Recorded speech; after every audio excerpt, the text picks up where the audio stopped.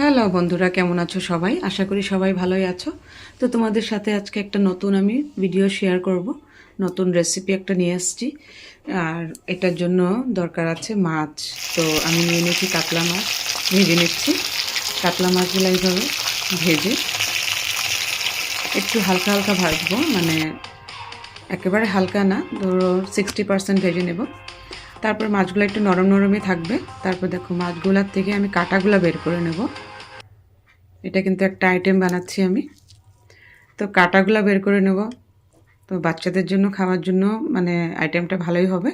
তো সব মাছগুলো থেকে আমি কাঁটাগুলো সুন্দর করে বের করে নিয়েছি।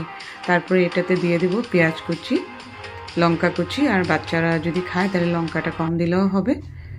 তো বড়দের খাওয়ার জন্য আমি বানাচ্ছি। তো এটাতে দিয়ে দিলাম ধনিয়া পাতা কুচি, লঙ্কা কুচি, পেঁয়াজ কুচি।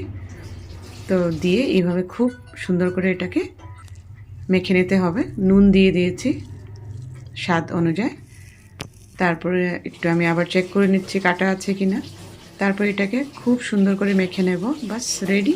গরম গরম ভাতের সাথে খেলে খুব দারুণ লাগে, ভীষণ ভালো লাগে। তোমরা একবার ট্রাই করবে।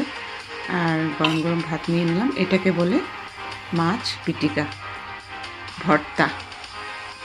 ঠিক আছে বন্ধুরা, কেমন লাগলো নিশ্চয়ই জানাবে। টাটা।